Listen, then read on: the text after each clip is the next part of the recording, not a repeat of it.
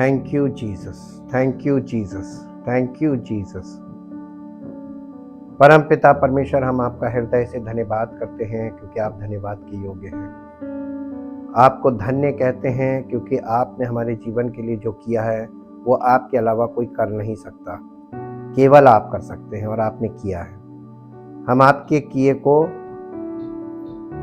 Appreciate करते हैं, हम उसके लिए आपका धन्यवाद करते हैं और उसके लिए हम आपके आभारी हैं, क्योंकि प्रभु आपने हमें अनंत मृत्यु से अनंत जीवन में प्रवेश पाने के लिए स्वयं द्वार बने। आपने अपने बलिदान के द्वारा हमें उस मार्ग को खोल दिया प्रभु, ताकि हम अनंत मृत्यु से बच सकें और अनंत जीवन में प्रवेश पाए।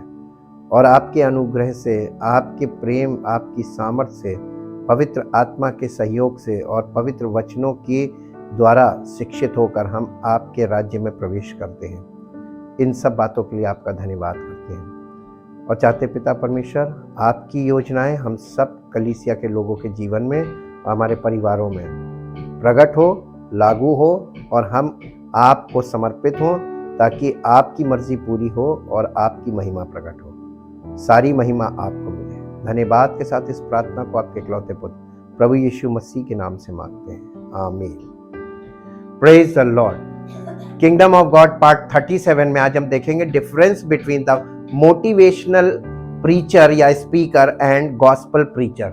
सुसमाचार के प्रचारक में और लोगों को मन की बातें जो कर रहे हैं, मन के प्रचार कर रहे हैं और लोगों को प्रभावित कर रहे हैं, उनके जीवन में प्रभाव डाल रहे हैं, उनकी सोच पे प्रभाव डाल रहे हैं, motivational preacher and gospel preacher. इन दोनों का अंतर हम देखेंगे, क्योंकि परमेश्वर का वचन हमको सब चीजों को डिफरेंशिएट करना सिखाता है।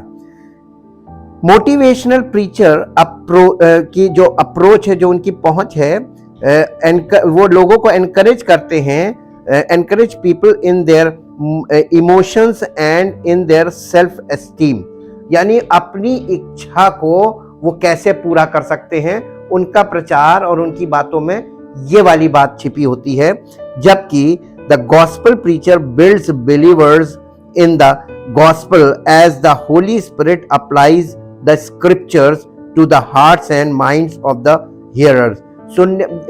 उसी जगह सुसमाचार का जो प्रचारक है वो परमेश्वर के पवित्र आत्मा के द्वारा परमेश्वर के वचनों के को लोगों के हृदयों तक पहुंचाता है और सुनने वाले के हृदय और मन पर परमेश्वर के वचन का प्रकाश होता है और परमेश्वर के वचन की सामर्थ्य प्रकट होती है। लूका रचित सुसमाचार उसका 6 अध्याय और उसका 26 पद। लूका रचित सुसमाचार उसका 6 अध्याय और उसका 26 पद। यहाँ पर इस प्रकार से लिखा हुआ है, यीशु मसीह कहने लगे, हाय तुम पर जब सब मनुष्य तुम्हें भला कहे। सुनने में बड़ा अजीब लग रहा होगा। लोग चाहते हैं कि सब लोग हमें भला कहें, प्रचारक चाहता है कि सब लोग मेरी बड़ाई करें, सब लोग हमें अच्छा कहें। हाय तुम पर, यानी श्रापित हो तुम अगर सब लोग तुम्हें भला कह रहे हैं। नहीं होना चाहिए, सब भला नहीं कह सकते, क्योंकि उनके बाप दादे झूठे भविष्यवक्ताओं के साथ भी ऐसा ही किया करते थे। मालूम है, आप जब बाइबल के इतिहास में जाते हैं पुराने नियम में, तो झूठे भविष्यवक्ता थे, उनको पूर्वज लोग ऐसे ही बड़ी तारीफ करते थे, अरे आपके जैसा कोई नहीं है, आप जैसा बोलते कोई नहीं बोलता, आपके बराबर कोई नहीं है, ऐसी तारीफ करते थे। वो झूठे भविष्यवक्ता थे, झूठे प्रचारक थे, उनकी बड़ी तारीफ होती है। इसका मतलब जब आप परमेश्वर का वचन लेकर खड़े होंगे तो पहचान क्या है कि सब लोग आपकी तारीफ नहीं करेंगे, सब आपके द्वारा दिए गए वचन को एक्सेप्ट नहीं करेंगे। तारीफ तब करते हैं जब एक्सेप्ट करते हैं। आपकी बातों से सब सहमत नहीं होंगे, इसलिए सब लोग आपकी तारीफ नहीं करेंगे। और जब आप परमेश्वर के पवित्र आत्मा के द्वारा जब परमेश्वर के वचन को लेकर खड़े होते हैं, तो लोग आपकी निंदा भी करेंगे, आपकी खिलाफत भी करेंगे, आपके विषय में बातें बोलेंगे। जैसे यीशु मसीह के लिए और उसके चेलों के साथ हुआ था, वही सेम चीज आपके साथ होगी। इसलिए यीशु मसीह यहाँ पर कह रहे हैं कि जब सब लोग तुम्हारी तारीफ करने लगे तब सतर्क हो जाना। इसका मतलब कि तुम ट्रैक से उतर गए हो। प्रचारक के लिए बहुत अच्छा पॉइंट है कि जब उसको पता चल जाए कि लोग मेरी तारीफ कर रहे हैं, इसका मतलब कुछ गड़बड़ हो गया। अगर आप वचन में जाके देखेंगे तो वचन आपको दिखाएगा कि अब गड़बड़ हो गया, तुम्हारी तारीफ सबको नहीं करनी चाहिए थी, तुम्हारा विरोध करना चाहिए। जब सत्य का विरोध है और तुम सत्य बोल रहे हो तो तुम्हारा विरोध होना चाहिए, और अगर विरोध नहीं है तो तुम सत्य नहीं बोल रहे हो। इसी के साथ साथ हम एक और पद देखेंगे, मत्ती रचित सुसमाचार उसका 16 अध्याय का 11 पद। मत्ती रचित सुसमाचार 16 अध्याय और उसका 11 पद। यहां पर इस प्रकार से लिखा हुआ है, ये यीशु मसीह ने अपने मुंह से बोली है ये बातें। 16 अध्याय का 11 पद, तुम क्यों नहीं समझते कि मैंने तुमसे रोटियों के विषय में नहीं कहा, परंतु ये कि तुम फरीसियों और सदूकियों के खमीर से सावधान रहना। यीशु मसीह अपने चेलों से कह रहे हैं फरीसियों सदूकियों के खमीर से सावधान रहना। उनके चेले आपस में इस बात पे वाद विवाद करने लगे कि हम रोटी लाना भूल गए, शायद इसीलिए बोल रहा है। लेकिन यीशु मसीह रोटी के विषय में नहीं कहा था। 12वें पद में लिखा है, तब उनकी समझ में आया कि उसने रोटी के खमीर से नहीं परंतु फरीसियों और सदूकियों की शिक्षा से सावधान रहने को कहा था। यीशु मसीह जब भी लोगों को कुछ सिखाते थे, सत्य बोलते थे, तो यीशु मसीह के बात का विरोध होता था। यीशु मसीह को मालूम था, और यीशु मसीह को बुरा इसलिए नहीं लगता था क्योंकि उसको मालूम था कि सत्य ग्रहण योग्य नहीं होता है। क्यों? क्योंकि मनुष्य फ्लैश है, जैसे हमने कल देखा था।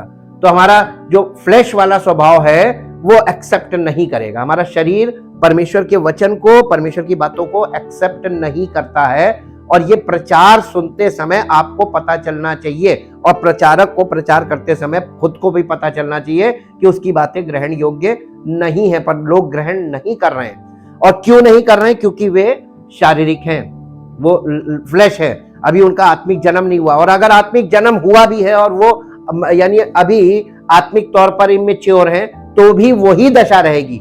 उनका इंटरेस्ट नहीं रहेगा परमेश्वर के वचन पे, सत्य पे नहीं रहेगा इंटरेस्ट। उनका इंटरेस्ट क्या होगा?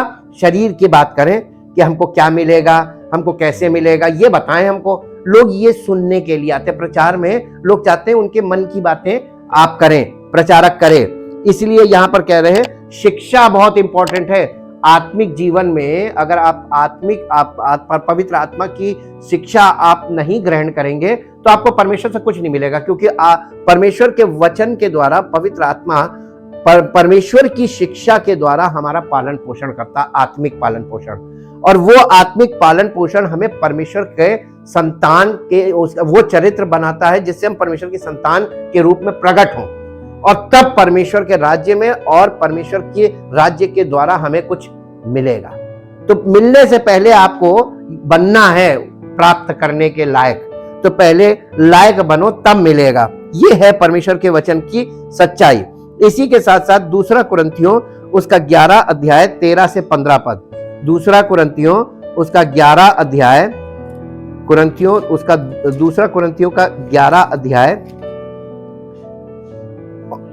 उसका 13 से 15 पद, 13 पद से 15 पद। यहां पर इस प्रकार से लिखा हुआ है, क्योंकि ऐसे लोग झूठे प्रेरित और छल से काम करने वाले और मसीह के प्रेरितों का रूप धरने वाले हैं।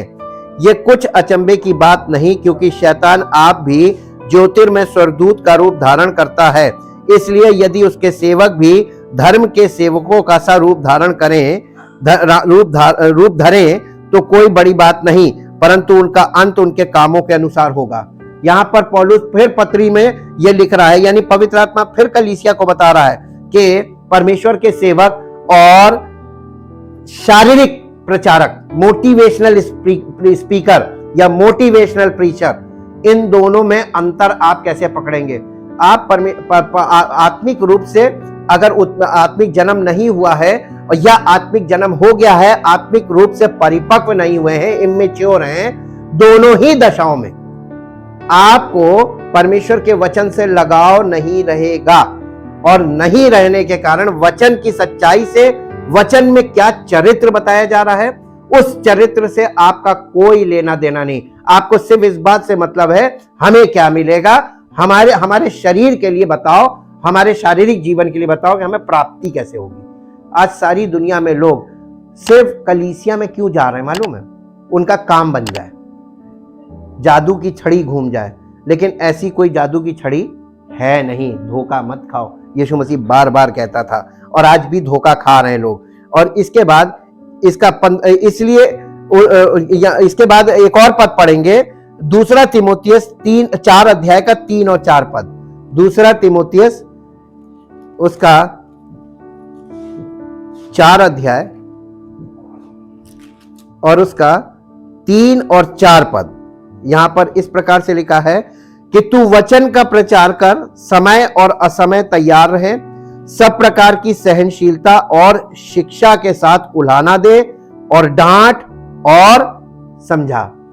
जो सुसमाचार यानी परमेश्वर के वचन को जो लेकर खड़ा होता है, उसके द्वारा आपको कभी भी अब वो आपको पानी पे नहीं चढ़ाएगा, वो आपको जबरदस्ती एनकरेज नहीं करेगा कि नहीं आप भी कीजिए, आप ऐसा कीजिए, आप ऐसा कीजिए। वो आपको धक्का देकर खड़ा नहीं करेगा, बल्कि मालूम क्या करेगा, उसका एटीट्यूड यहां पर लिखा हुआ है। यहां पे उसने पौलुस जो है अपने चेले को चिट्ठी लिख रहा है, सेवक को, तीमुथियुस को, और वो जवान लड़का है, और उससे कह रहा है कि तू वचन का प्रचार कर। किस चीज का प्रचार कर? वचन का प्रचार कर। अभी हम इस लिस्ट में जाएंगे तो आपको पता चलेगा वचन क्या, किसको वचन बोल रहा है। वचन का प्रचार कर, समय और असमय तैयार रहे। यानी वचन प्रचार का समय हो या प्रचार का समय ना हो, यानी आप केवल पुलपिट पे खड़े होकर प्रचार ना करें, लेकिन आपका जीवन लोगों के लिए चलता फिरता प्रचार बने, आपका चरित्र भी उनके लिए प्रचार बने, कि लोग आपको देखें और ये समझ जाएं कि ये परमेश्वर का जन है।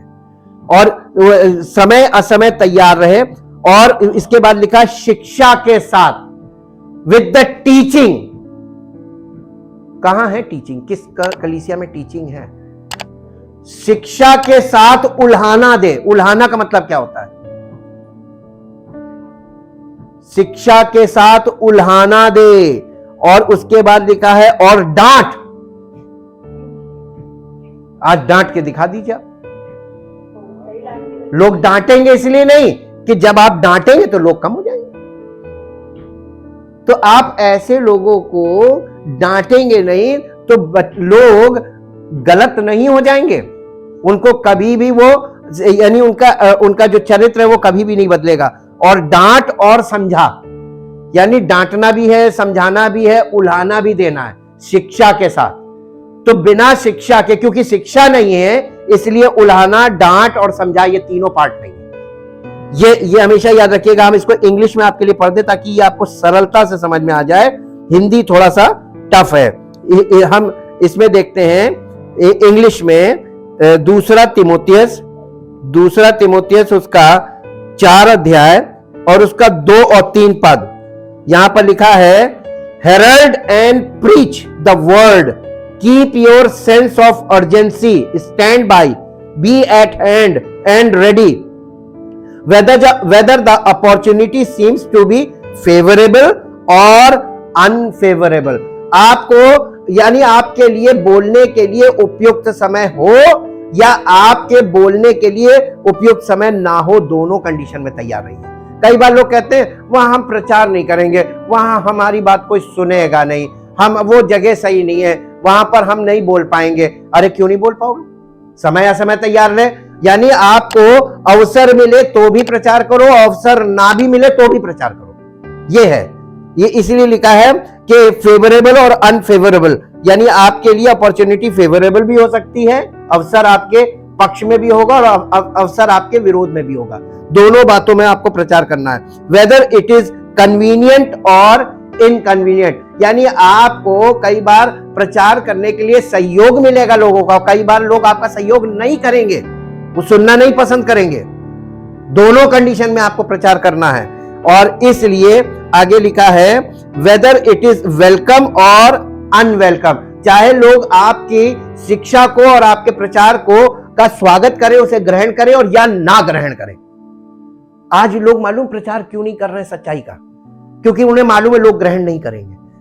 तो इसका मतलब यह कि हम नहीं करेंगे क्योंकि लोग ग्रहण नहीं करेंगे। बहाना बड़ा अच्छा है, लेकिन हाँ, सच्चाई में खड़े होने का मतलब यह नहीं कि आपके मन के मुताबिक हो।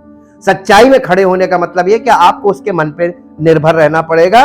वो मेरे साथ हो, भले पूरी दुनिया हमारे विरोध में हो। दाऊद ने इसीलिए कहा था कि चाहे सेना मेरे विरुद्ध छावनी डाले, मैं न डरूंगा क्योंकि वो मेरे साथ है। आज लोग मालूम है डरे क्यों हैं? क्योंकि लोगों को मालूम है कि अरे आजकल के लोग नहीं, ये सब बातें नहीं सुनना पसंद करते, इसलिए कोई बोलेगा ही नहीं। इसका मतलब वो अपने लिए अवसर बना रहे हैं कि ना हमको बोलना पड़ेगा, ना हम ऐसा करेंगे और ना हमारे लिए हमारा विरोध होगा। और उसके बाद लिखा है कि as you as preacher of the word are to show people in what way their lives are wrong. As परमेश्वर के सेवक, वचन की सेवक होने के नाते आपको लोगों को यह बताना है कि उनका जीवन कैसे गलत है और कहां कहां गलत है। यह बहुत बड़ी रिस्पॉन्सिबिलिटी है और ये वही काम है कि दूसरे के जख्म को साफ करना और ये काम करना दोनों बराबर है। वो कहो घुमा के थप्पड़ मार दे आपको। आप जब किसी का जख्म साफ करेंगे ना कस के, तो हो सकता है कि आपके साथ अटैक हो जाए, आप पे पिटाई हो जाए, लेकिन जो आपका काम है वो तो आपको करना ही पड़ेगा ना। परमेश्वर ने आपको इसी काम के लिए रखा है। हम आपको ये वचन से ही बता रहे हैं, पढ़ लीजिएगा एम्प्लीफाइड इंग्लिश में जो वर्ड्स लिखे हैं। और इसके बाद लिखा है as a preacher of the word are to show people in what way their lives are wrong. किस तरीके से उनकी जिंदगी गलत है ये लोगों को बताओ। यानी लोगों के सामने नेगेटिव पॉइंट्स खोलो कि कहां पे वो कैसे गलत हैं। और फिर लिखा हुआ है कि and convince them rebuking and correcting. और इसके साथ साथ उनको कन्विंस करो, उनको समझाओ, उनको प्रेरित करो। और convince them rebuking and correcting. Convince करने के लिए क्या करना है? रिब्यूकिंग मतलब डांटना है, और करेक्टिंग और उनको करेक्ट करना है। और ये भी दोनों काम बहुत खतरनाक है। आप किसी को सुधारने के लिए ऐसा कैसे कर सकते हैं? कोई अलाउ करेगा? यही काम तो करना है जो आप जानते हैं कि लोग अलाउ नहीं करेंगे। लेकिन जब परमेश्वर से प्रेम करेंगे, कलीसिया में इसीलिए इस काम को रखा गया है कि जो लोग कलीसिया में आएंगे उनके साथ करना है। भले वो दोबारा जब जरा कर रहा होगा ना, नहीं आएंगे। कब तक नहीं आएंगे? एक तरफ समय की मार, परिस्थिति की मार भी तो पड़ेगी। भागो, कहां भागोगे? कोई जादू की छड़ी कहीं मिलेगी नहीं। जहां सत्य है वहीं पे तुमको हल मिलेगा। हल है ही नहीं कहीं। परमेश्वर ने ये जो सत्य मार्ग रखा है ना, इसलिए रखा है क्योंकि परमेश्वर को मालूम है कि लोगों के पास कोई ऑप्शन है नहीं फिजिकली।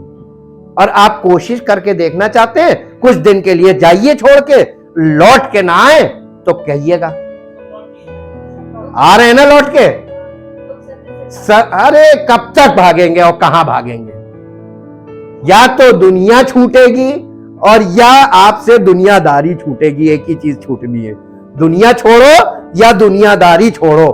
आपके पास कोई ऑप्शन है नहीं, ये सत्य है। इसके बाद आगे क्या लिखा हुआ है? Correcting, warning and urging and encouraging them, being unflagging and inexhaustible in patience and teaching. और ये बहुत धीरज के साथ लोगों को सिखाना है। बहुत धीरज का काम है। और धीरज के काम के लिए परमेश्वर के सेवक के अंदर क्या चीज होनी चाहिए? धीरज होना चाहिए। और बिना धीरज के आप परमेश्वर की सेवा नहीं कर सकते। और धीरज आएगा कहां से? ये तो आत्मा का फल है। पवित्र आत्मा के बिना आपके अंदर धीरज आपके पास है, लेकिन कितना है? कितना है? आप अपने जीवन में इसको नाप के देखिएगा। आपको थोड़ा सा एक बच्चा ही परेशान करेगा, थोड़ी देर बाद आपका धीरज टूट जाएगा। फट फट फट फट। अगर किसी ने 2 शब्द बोले, थोड़ी देर बर्दाश्त किया, दूसरी बार बोला, तीसरी बार बोला, फिर तो आपका मुंह खुल जाएगा, है ना? तो ये आपका धीरज है। लेकिन इस धीरज से आपका परमेश्वर की सेवा नहीं होगी। परमेश्वर की सेवा के लिए आपको सोर्स चाहिए, और सोर्स है पवित्र आत्मा। जब आप पवित्र आत्मा आपके जीवन में होता है ना, तो जब इस तरीके की परिस्थिति में आप जाएंगे, आपको क्रोध आएगा, लेकिन पवित्र आत्मा अंदर से आपको धीरज देगा। कहेगा चुप, तुम मत बोलना। वो आपको धीरज देगा। और जब पवित्र आत्मा से आपको धीरज मिलेगा ना, तो आपका मुंह नहीं खुलेगा। पावर है ये। इसीलिए Holi spirit is the power.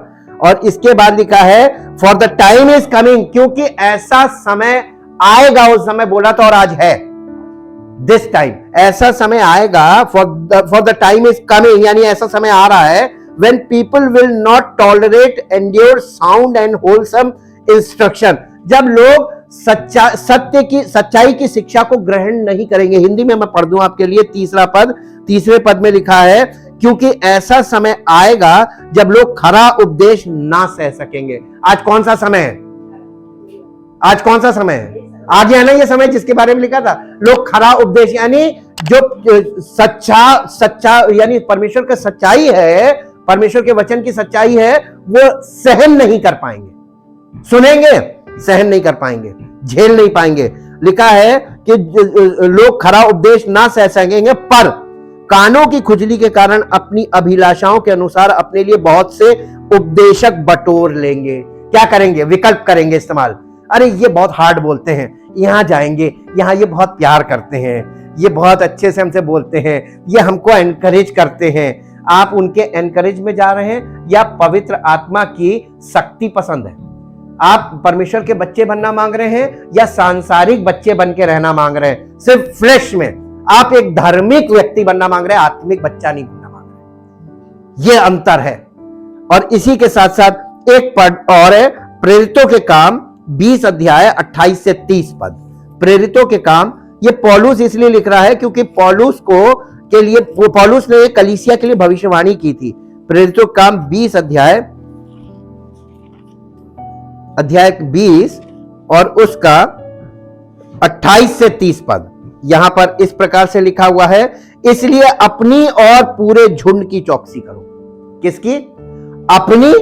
सेवक को सबसे पहले अपनी चौकसी करनी है, और पूरे झुंड की चौकसी करो जिसमें पवित्र आत्मा ने तुम्हें अध्यक्ष ठहराया है, यानी तुम्हारे जिम्मेदारी दी है तुमको, हाँ, कि तुम परमेश्वर की कलीसिया की रखवाली करो। परमेश्वर ने हमको कलीसिया की रखवाली करने के लिए रखा है कि हम नौकर हैं, ताकि इस कलीसिया के लोग भटके ना। ये रखवाली करनी है, जिसे उसने अपने लहू से मोल लिया है। किसने लिया है ये कलीसिया को अपने लहू से मोल? प्रभु यीशु। तो कलीसिया किसकी है? हम क्या हैं? सेवक क्या है? नौकर, मालिक नहीं है। और नौकर की जिम्मेदारी क्या है? किस काम पे रखा गया है? रखवाली करने के लिए, हाँ? और अगर लोग भटकेंगे तो हिसाब किससे लिया जाएगा? और हम भटकेंगे तभी लोग भटकेंगे, हम नहीं भटकेंगे तो लोग नहीं भटकेंगे।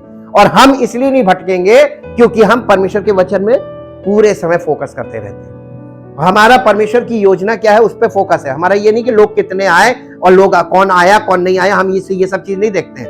और ना हम इस चक्कर में रहते हैं कि लोग नहीं आ रहे। अरे 2 लोग आएंगे जिन्हें उद्धार चाहिए, वो आएगा। हमको सेवक के रूप में रखा गया, उन 2 की रखवाली करो, 1000 की नहीं। कलीसिया का मतलब लिमिटेड है, परिवार की तरह है, और जिसे उसने अपने लहू से मोल लिया है। मैं जानता हूं कि मेरे जाने के बाद फाड़ने वाले भेड़िए तुम में आएंगे, यानी कलीसिया में कौन आएंगे? ये पौलुस कह के गया था, फाड़ने वाले। और यीशु मसीह ने भेड़िए के बारे में बोला था कि वो भेड़ के भेष में भेड़िए तुम्हारे बीच में आएंगे कलीसिया में, और वो कलीसिया के लोगों को छिन्न भिन्न करेंगे, जो झुंड को ना छोड़ेंगे। और वाकई में परमेश्वर की कलीसिया को जो होना था वो कर दिया। लेकिन क्या प्रभु यीशु मसीह का काम रुक गया? उसने कहा मैं अपनी कलीसिया बनाऊंगा। उसका काम आज भी जारी है, उसका काम रात दिन जारी है, और वो प्रतिदिन काम करता है। क्योंकि प्रेरितों के काम में लिखा हुआ है कि कलीसिया की शुरुआत में ही आप पढ़िएगा 2 अध्याय 3 अध्याय, जितने उद्धार पाते थे प्रभु उन्हें कलीसिया में जोड़ देते। तो प्रभु अपनी कलीसिया में जोड़ता था, ऐसे थोड़ी ना कि पास में जो है वहां चले जाओ ना, वो उस कलीसिया में जोड़ेगा जहां प्रभु की आत्मा है, पवित्र आत्मा है, और जहां प्रभु को मालूम है कि यहां पालन पोषण होगा, वहां जोड़ेगा। इसलिए इसको मिस इंटरप्रिटेशन से बचें। इसके बाद है, preaching is God's appointed means of communicating the gospel. ये प्रीचिंग यानी परमेश्वर के वचन का जो प्रचार है, सुसमाचार का प्रचार, ये परमेश्वर की योजना है कलीसिया के लोगों के लिए, ताकि उनको परमेश्वर के सुसमाचार को समझाया जाए, सिखाया जाए, और उनको उसके लायक बनाया जाए। Jesus was a preacher. यीशु मसीह एक बहुत अच्छा प्रचारक था, जैसा कि पौलुस भी उसके समान था। Preaching has become the principal means of leading, teaching and feeding the church of God. यानी मसीह की कलीसिया को की अगुवाई करना, ये प्रीचिंग के द्वारा मसीह की कलीसिया की अगुवाई होती है और उसको शिक्षा दी जाती है और लोगों की आत्माओं को फीड किया जाता है, उनको उनका आत्मा का भोजन उनको दिया जाता है। ये प्रीचिंग ही है, टीचिंग, प्रीचिंग ये। और ये मसीह की कलीसिया की पवित्र आत्मा मसीह के लोगों को, परमेश्वर की संतानों को लीड करता है, यानी अगुवाई करता है।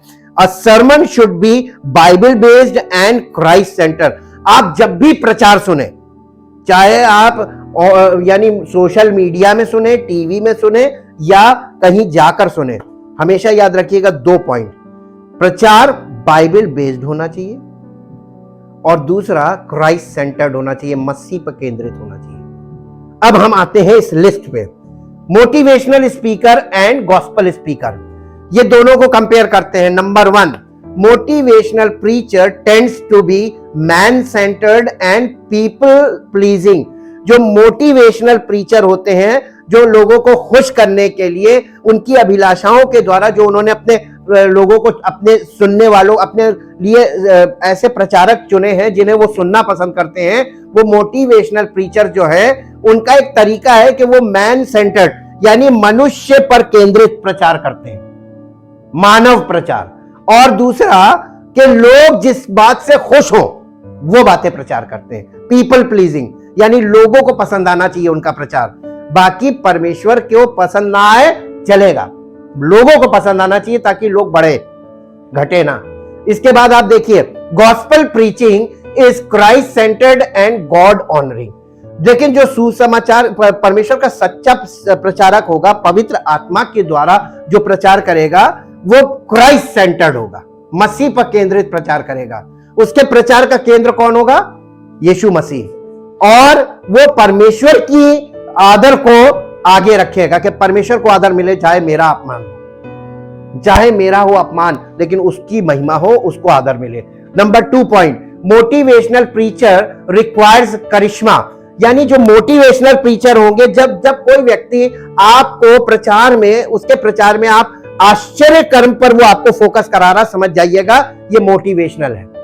क्योंकि आश्चर्य कर्म पर हम, जो सच्चा प्रचारक हो, वो आश्चर्य कर्म पर आपको फोकस नहीं कराएगा। यीशु मसीह ने कभी आश्चर्य कर्म पे कोई प्रचार किया? लेकिन आश्चर्य कर्म होते थे, है ना? क्यों होते थे? क्योंकि प्रभु यीशु मसीह सच बोलता था और लोग उस सच्चाई को ग्रहण करते थे, तो परमेश्वर की आत्मा काम करती थी, आश्चर्य कर्म होता था। आश्चर्य कर्म आज भी होता है। जब आप परमेश्वर के वचन को ग्रहण करेंगे, उसके वचन के अनुसार आज्ञा मानेंगे, तो परमेश्वर अपना काम करेगा। आश्चर्य कर्म करना उसका काम है, लेकिन वो किसके लिए करेगा? जब आप उसके वचन को ग्रहण करेंगे, आप उसको आदर देंगे, तब वो करेगा। ये थोड़ी ना कि उसने प्रचार किया, आपको खुश कर दिया, आपने सोचा अब मेरा काम बन जाएगा। वो करिश्मा, यानी वो आप उसके आश्चर्य कर्मों की तरफ जाएंगे। लेकिन gospel preacher requires anointing of the Holy spirit. लेकिन सुसमाचार का जो प्रचार करने वाला होगा, उसका फोकस पॉइंट होगा कि आपको पवित्र आत्मा का अभिषेक मिले। पवित्र आत्मा का अभिषेक आपके जीवन में आएगा तो आश्चर्य कर्म तो अपने आप होंगे ना, आप चाहे जहां भी हो। तीसरा point, motivational preacher influences emotions in the direction of self actualisation. ये जो मोटिवेशनल प्रीचर हैं, ये आपको ऐसा प्रभाव कर देंगे, प्रभावित करेंगे इमोशंस में। आपके इमोशन को क्या बोलते हैं? भावनाओं को इतना टच करेंगे in the direction of self actualisation, ताकि आप इस बात को रियलाइज करें, वाकई में मेरे जीवन में कुछ अंतर हो रहा है। आपको सेल्फ, यानी आपको रियलाइज करवाएंगे कि आप भावनात्मक तौर पर कि देखो प्रभु तुम्हारे लिए कर रहा है और कर दिया, ये भावनात्मक है। लेकिन आप इसी का ऑपोजिट देखिए, gospel preaching influences the soul in the direction of godliness. लेकिन परमेश्वर का जो सच्चा प्रचारक होगा, वो आपको, आपके प्राण को, आपके सोल को, माइंड, विल, इमोशन को इन द डायरेक्शन ऑफ गॉडलीनेस, वो परमेश्वर को समर्पित करने के लिए प्रेरित करेगा कि अपना समर्पण करो, परमेश्वर को अपना जीवन समर्पित करो, परमेश्वर के वश में हो जाओ, उसके अधीन हो जाओ। इस बात के लिए वो प्रचार करेगा। फिर चौथा है motivational preaching is about our works and our life. यानी मोटिवेशनल जो प्रीचिंग है वो हमारे क्या हम कर रहे हैं और कैसे कर रहे हैं, हमारे कामों पर और हमारे जीवन पर फोकस होती है। लेकिन preaching proclaims the gospel message and the kingdom of God. लेकिन सच्चा प्रचार पर यानी सुसमाचार के संदेश पर आधारित होता है और परमेश्वर के राज्य पर आधारित होता है। यहां पे जो KOG लिखा है, KOG का मतलब किंगडम ऑफ गॉड, जगह की कमी थी इसलिए KOG लिख दिया। छठा पॉइंट नहीं, पांचवा point, motivational preacher is sugar, मीठा। आपको इसके बाद मिठास खूब मिलेगी। लेकिन उसी को उल्टा देखिए, जो गॉस्पेल प्रीचर है ही इज अ सॉल्ट, वो नमकीन होगा, है ना। नमक से क्या होता है, बीपी बढ़ता है ना, और शुगर से शुगर बढ़ती है ना। आप इसको सुनेंगे तो आपकी शुगर बढ़ जाएगी, और शुगर बढ़ने का मतलब मालूम क्या, टेंशन बढ़ना। आपकी टेंशन बढ़ने वाली है अगर आप शुगर बहुत ज्यादा मिठास सुनना पसंद करते हैं, मीठा सुनना पसंद करते हैं, तो आप टेंशन बढ़ेगी आपकी। और अगर आप नमक यानी सच्चे प्रचारक सुनेंगे तो नमक क्या करता है, आपको गुस्सा आएगा, बीपी बढ़ेगा तो गुस्सा आएगा ना। ये सॉल्ट है। यीशु मसीह ने कहा था तुम नमक हो पृथ्वी का। नमक क्यों बोला था? हम लोगों को मीठी बातें करने के लिए नहीं उसने हमें चुना। हमें लोगों से वो बातें करनी है जो लोग पसंद नहीं करेंगे, है ना। तो हमको उस काम के लिए चुना है जो शायद हम करने को राजी ना हो, और वही हमसे करवाया जाएगा, और लोग जिसमें हमारे साथ सपोर्ट नहीं करेंगे। लेकिन मालूम है, एक टाइम के बाद कुछ लोगों में जब काम हो जाता है तो आपको उन लोगों के जीवन को देखकर जो खुशी मिलती है कि परमेश्वर की महिमा इन जिंदगियों से कितनी होती है, तब आपको पता चलेगा कि परमेश्वर ने आपको किस काम में यूज किया। छठा पॉइंट है motivational speeches bring behaviour modification. जो आम प्रचारक हैं जो लोगों को प्रभावित करते हैं अपनी बातों से, यानी art of speech. Motivational speaker का मतलब है आर्ट ऑफ स्पीच, जिनके पास बोलने की कला है। ये क्या करते हैं, ये आपके चरित्र में मॉडिफिकेशन करते हैं, आपके व्यवहार में मॉडिफिकेशन का काम करते हैं। लेकिन परमेश्वर को हमने कल बताया था ना, उसको स्माइल नहीं चाहिए, मॉडिफिकेशन नहीं चाहिए, है ना। परमेश्वर को क्या चाहिए, preaching the gospel brings heart transformation. उसका पूरा, जब आप प्रीचिंग ऑफ द गॉस्पेल सुसमाचार का प्रचार सुनेंगे तो आपका पूरा हृदय ही बदल जाएगा, है ना। नया जन्म इसी को बोला गया है, ट्रांसफॉर्मेशन ऑफ हार्ट। उसके बाद सातवां पॉइंट है motivational preaching is simply inspiration. Motivational preaching जो है वो थोड़ी देर के लिए आपको प्रभावित करती है, हाँ, आपको उत्साहित करती है, लेकिन preaching is an act of impartation. लेकिन सुसमाचार के प्रचार से आपके अंदर परमेश्वर का वचन आपके हृदय में बैठाया जाता है, इम्पार्टेशन, आपके अंदर स्थापित हो रहा वचन, और उसमें आपको लगता है कि आपके जीवन में कुछ हुआ नहीं, क्योंकि आप आए और गए, बर्तन के अंदर भर दिया उसने, आपके हृदय में भरा, और वो धीरे धीरे धीरे धीरे काम करता है। ठीक, जब आप लेटेंगे तब आपको पता चलेगा आज ये बोला था। Motivational speaker works more on his speech than his spirit. जो मोटिवेशनल प्रीचर्स हैं ये बहुत ज्यादा अपने मैसेज पे बहुत ज्यादा ध्यान करते हैं, अपनी आत्मा पे नहीं। आत्मा चाहे जैसी भी हो, मैसेज हमारा बहुत टॉप का होना चाहिए। तो मैसेज बनाने में बहुत ध्यान लगाते हैं, हर समय वो मैसेज बनाने में लगे रहते हैं। उसी जगह gospel preacher works more on his soul than his sermon. लेकिन जो सुसमाचार का प्रचारक है वो सबसे ज्यादा अपने प्राण पे यानी माइंड विल इमोशन पे काम करता है, ना कि अपने मैसेज पे कि जो उसे देना है, उस पर ज्यादा काम नहीं करता है। इसके बाद motivational preaching tends to be light, fun, humorous and entertaining। जो मोटिवेशनल प्रचारक हैं इनका काम क्या है, परमेश्वर के वचन को हल्का कर देना। लाइट का मतलब हल्का कर देना। उसके बाद कहीं गंभीर बात बोली गई उसको हल्का कर दो। लाइट, फन यानी लोगों को आनंदित करो, खुश करो। और उसके बाद ह्यूमरस, ह्यूमरस का मतलब क्या कहते हैं, हास्यपूर्ण, लोगों को हंसा के वो बात बोलो और उसके हंसी में उसको डालो। एंड एंटरटेनिंग, और लोगों को यानी खूब आनंद कराओ, लोगों को खुश करो, लोगों को एंटरटेन करो, ये उनका तरीका है।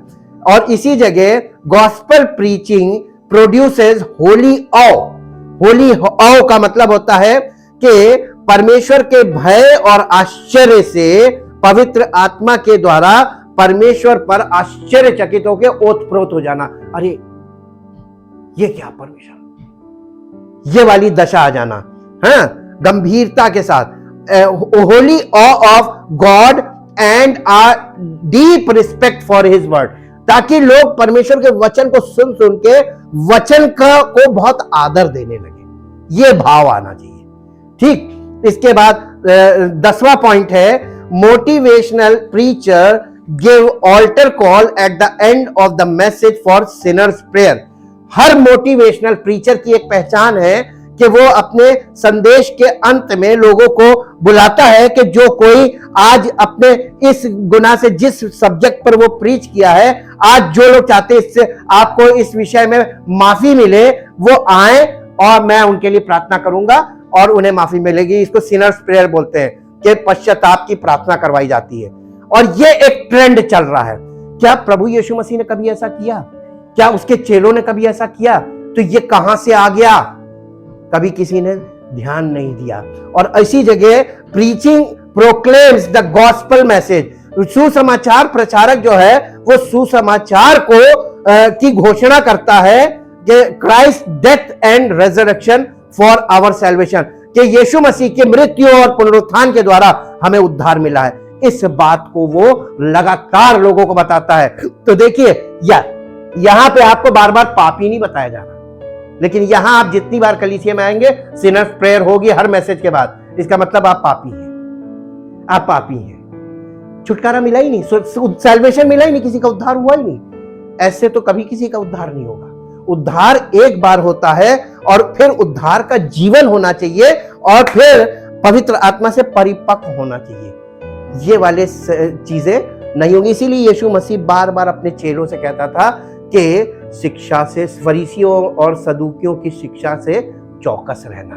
क्या लोग चौकस हैं? आज भी लोग चौकस नहीं है, क्योंकि उनको परमेश्वर के वचन की कोई समझ नहीं। जो यानी वचन को तो एक मसाला है, उस पे मीठे में लपेट के वो फेंक दो। Thank you, thank you, thank you Lord, thank you Jesus. परमेश्वर के वचन को सुनते समय हमेशा याद रखिएगा, परमेश्वर का वचन लिखित वचन पर आधारित हो, बाइबल पर आधारित हो, बाइबल बेस्ड हो और यीशु मसीह केंद्र में हो, कि यीशु मसीह कर सकता है। कोई कुछ भी बता रहा है, झूठे प्रचारकों ने एक चीज डेवलप की है कि आप विश्वास करके दुनिया की कोई भी चीज मांगो। ये झूठा विश्वास है। परमेश्वर ने कभी नहीं कहा कि तुम्हें सब कुछ मिलेगा। उसने कहा विश्वास करोगे तो स्वर्ग के राज्य में प्रवेश पाओगे, और स्वर्ग के राज्य में प्रवेश का मतलब तुम्हें दुनियादारी छोड़कर ही जाना पड़ेगा।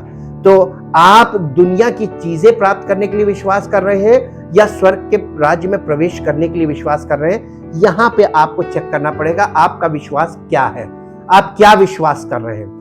परमपिता परमेश्वर, हम आपका हृदय से धन्यवाद करते हैं आपके इकलौते पुत्र प्रभु यीशु मसीह के लिए, जिसके द्वारा प्रभु आपने स्वर्ग के राज्य को हमारे लिए नियुक्त किया, और वो स्वयं द्वार है। और उसके बलिदान के द्वारा जब हम उस पर विश्वास करते हैं, उस बलिदान पर कि उसने हमारे उद्धार के लिए जो किया है, उस पर हम बिलीव करते हैं और परमेश्वर की ओर से धर्मी घोषित किए जाते हैं, और तब हम स्वर्ग के राज्य में प्रवेश पाते हैं पिता, पुत्र और पवित्र आत्मा के द्वारा। इसमें हमारा कोई भी कार्य नहीं है और ना हम कोई कार्य के द्वारा वहां प्रवेश पा सकते हैं। हम धन्यवाद करते हैं पिता परमेश्वर कि आपने उद्धार के लिए सब कुछ पूर्ण किया है। हमें उस उद्धार के कार्य पर विश्वास करना है और उस उद्धारकर्ता पर विश्वास करना है, जिसके द्वारा हम स्वर्ग के राज्य में प्रवेश पा सकते हैं, और बिना उसके हम स्वर्ग के राज्य में प्रवेश नहीं पा सकते हैं। यह सच्चाई लोगों को समझ में आए और लोगों का विश्वास सही हो, ताकि लोगों को अनंत जीवन मिले और वो स्वर्ग राज्य के वारिस बने, ताकि परमेश्वर की महिमा हो और मसीह की कलीसिया बढ़े और लोगों को उद्धार मिले और लोगों के द्वारा परमेश्वर की महिमा हो। धन्यवाद के साथ इस प्रार्थना को आपके इकलौते पुत्र प्रभु यीशु मसीह के नाम से मांगते हैं, आमीन। Praise the Lord. परमेश्वर आपको आशीष दे।